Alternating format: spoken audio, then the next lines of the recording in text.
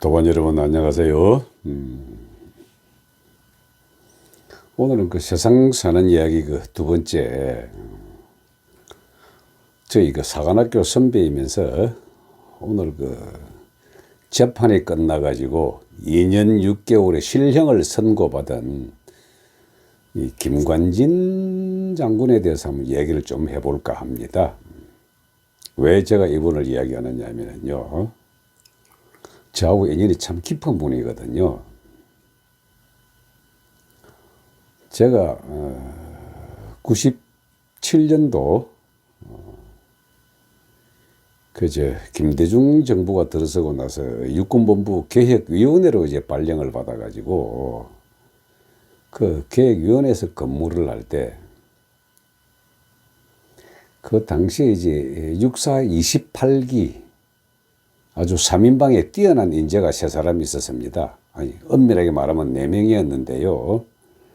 그 중에 한 분은 이제 군수 특기가 돼가지고 삼성 장군에서 끝났고, 그 3사람의 28기 이분들은 셋 다 별 4개를 달았습니다. 첫 번째가 김관진 장군이었고, 두 번째가 이제 박근혜 대통령 경호실장을 했던 그 박흥렬 장군, 그리고 박근혜 정부 3년차 때 국방부 장관으로 추천을 받았다가 청문회를 통과하지 못하고 낙마를 했던 김병관 장군, 이 3사람이 28기 3인방이었습니다. 근데 이 3분들하고 저하고 다 같이 이제 그 육군본부 체육관에서 매일 아침 6시부터 7시까지 1시간 동안 이 수련회를 같이 했던 분들이거든요. 그래서 그 3분 다 이제 같은 도반으로서 저는 굉장히 존경하고 좋아하는 사람들이었는데, 상당히 뛰어난 분들이었습니다. 그 3분 다. 근데 그 중에서도 김관진 장군은 아마 이게 살아있는 눈빛을 가지고 북한의 김정일이가 가장 두려워했던 장군으로 알려져 있죠. 실제 그렇습니다. 무인 중에서도 굉장히 뛰어난 분이고, 제 개인적으로는 3분을 같이 근무를 했거든요. 이번 이제 전략기획처장, 기획관리참모부장, 그리고 이제 합참의장과 국방부 장관 시절에는 개인적으로 친해가지고 몇 분 쪽으로 좀 만나고, 특히 뭐 군단장 할 때 춘천까지 가서 만나고 할 정도라서 굉장히 친했는데, 인간성이 굉장히 뛰어납니다. 자기 밑에 있는 그 부하들을, 통상 군복 입은 부하들은 좀 깔아뭉개는 성향이 위에 장군들이 많은데, 이 양반은 전혀 그렇지 않았거든요. 아주 그냥 뭐 편안한 이웃집 아저씨 같은 그런 기분으로 여러 아래 사람을 대해주고 하니까 참 여러 사람이 좋아했습니다. 이 양반의 인품이 얼마나 뛰어났냐면은, 1사단에서 대대장을 했거든요. 근데 바로 옆대대, 자기 부하도 아닌 옆대대 중대장이 이 양반 인품에 반해가지고 업무 끝마치면은 저거 대대장을 팽개치고 죽으라고 옆 대대장 방에 가서 이제 군대 생활 배우고 사람 배우고 인간적으로 좋아하고 따라다니고 했던 삼사관학교 출신 장교가 한 명 있었습니다. 얼마나 인품이 훌륭했으면은 바로 옆대대 중대장이 저녁에 퇴근 시간에 찾아와가지고 이분한테서 이제 군 생활과 그 전략, 전술 뭐 이런 것들을 많이 배워가고 했거든요. 이 양반은 바로 얼마 전에 뭐 합참의장 끝마치고 나왔던 이순진 장군입니다. 이순진. 뭐 줄을 잘 잡아서 그렇게 출시한 것이 아니라, 원래 김관진 장군 인품이 훌륭하니까 그 인품에 반해가지고 따라다닌 거죠.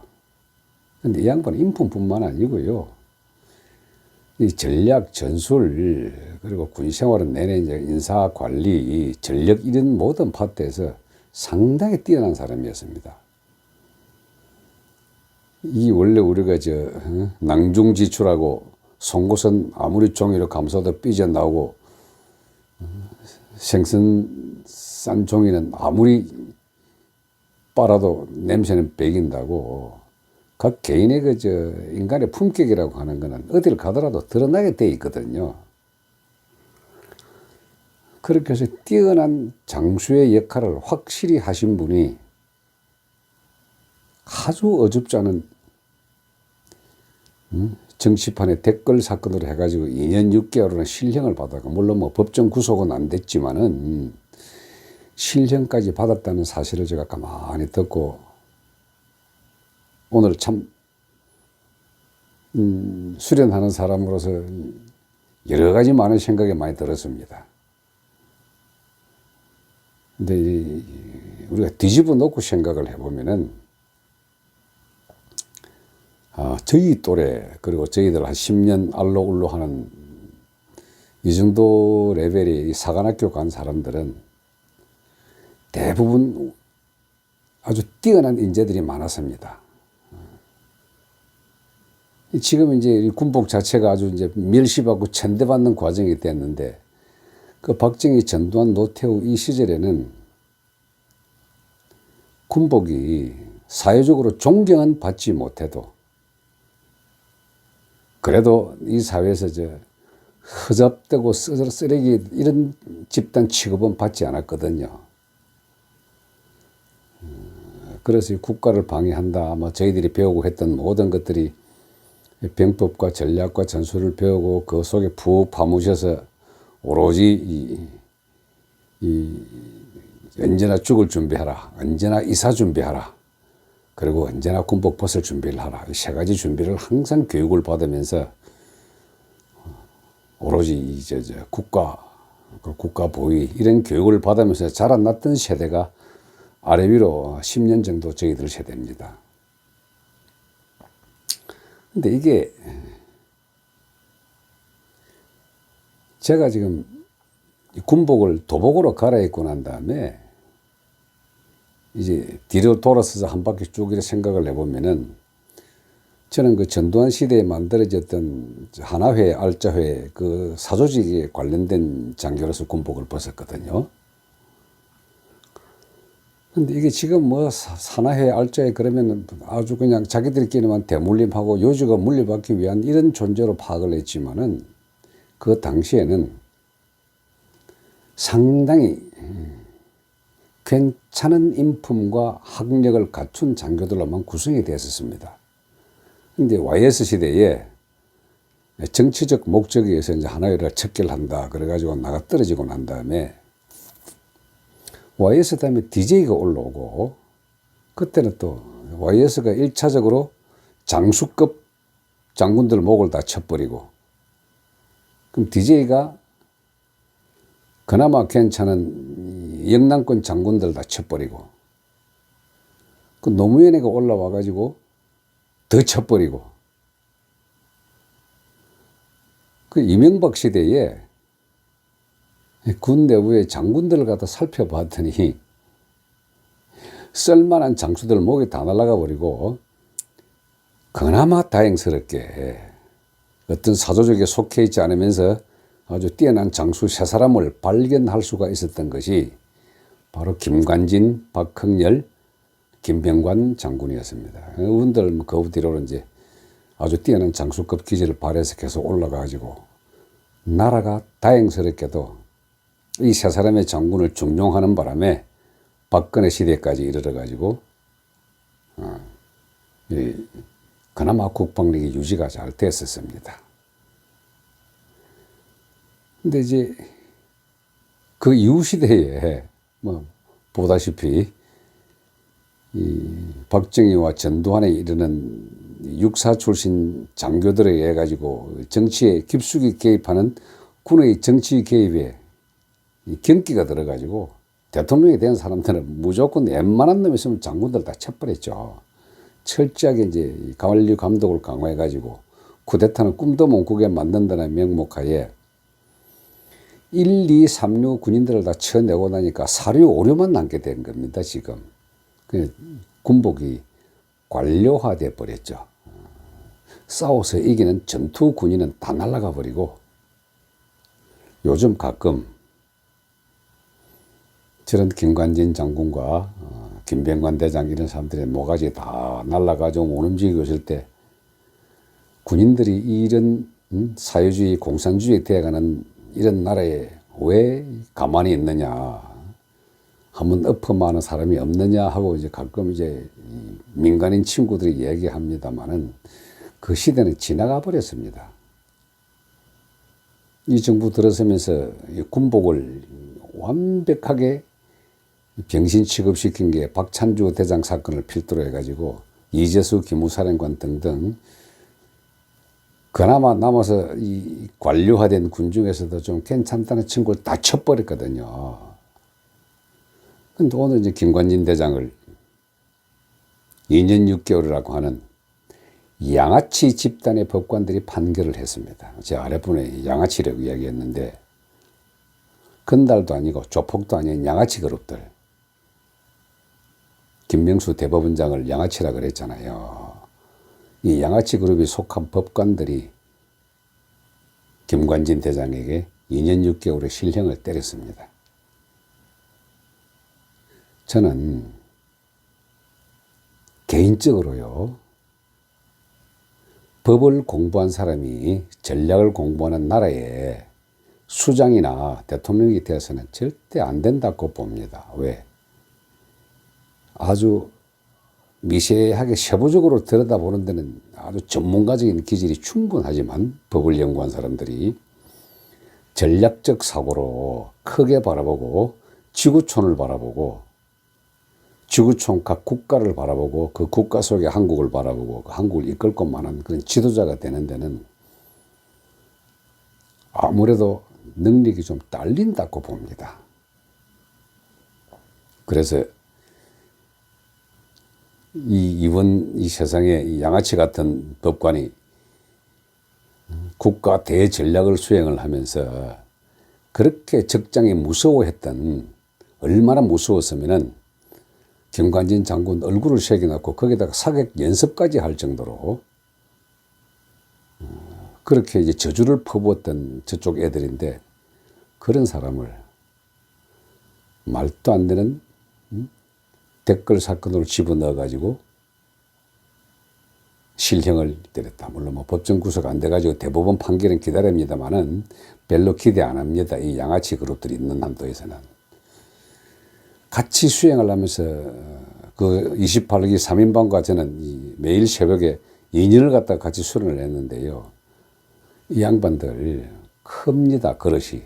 격 자체가 일본 법관들 저런 양아치 그룹하고는 비교가 안 됩니다. 그래서 제가 오늘 가만히 생각을 해봤더니 인도의 인간의 격을 갖다가 따졌던 네 가지 계급이 있잖아요. 우리나라도 조선시대까지 네 가지 계급이 있었습니다. 양반, 중인, 상놈, 천민. 인도에서는 뭐 브라만, 크샤트리아, 수드라, 바이샤 이렇게 이제 네 개 계급이 있었는데 이게 상당히 합리적인 사회 운영 체제라고 오늘은 다시 고민이 되었습니다. 제 이 개인 방송을 듣는 수련에 관심이 있는 약 지금 한 360명 정도의 구독자들은 내면으로부터 인도로 치면은요, 브라만 계급에 속하는 분들입니다. 그리고 조선시대로 치면은요, 양반의 계급입니다. 양반이 문반과 무반 두 개의 반을 양반이라 그랬거든요. 그 지금 현재 우리 사회의 권력층을 가지고 있는 사람들은 원래 이 권력과 집단은 인도에서는 크샤트리아 계급입니다. 즉 권력, 힘, 파워. 우리나라에서는 이 사대부가 이 성리학이 들어오면서 이제 사대부가 이 권력자가 됐지만 현재 자본주의 체제에서는 상놈이 권력을 잡은 이런 레벨입니다. 우리나라는. 그러다 보니까 중인계급과 양반계급을 못 보거든요. 꼴을. 가만히 보십시오. 인류 1류는 전부 다 쳐버리고요. 3류 4류만을 가지고 자기들끼리 돌아가면서 인사를 하고 그러면서 그들이 정책을 만들고 집행하고 군도 그런 식으로 접하다 보니까 인류 일원을 모조리 쳐버리는 분위기잖아요.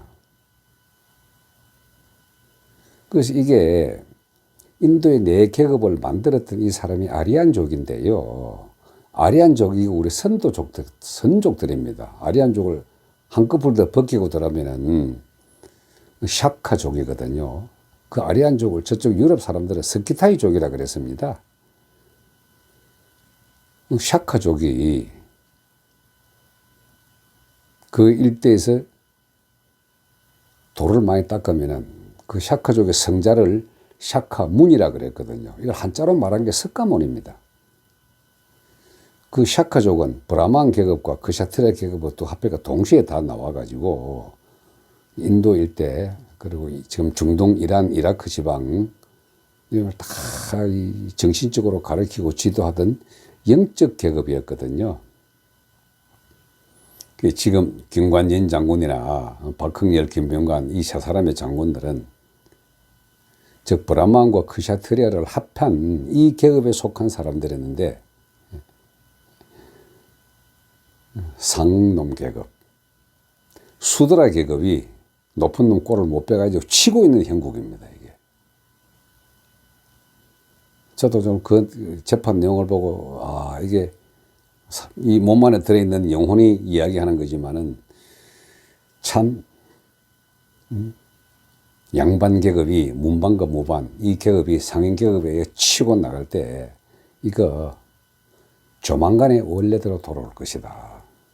그리고 개인적으로는 오히려 김관진 장군 같은 사람은 축복받았습니다.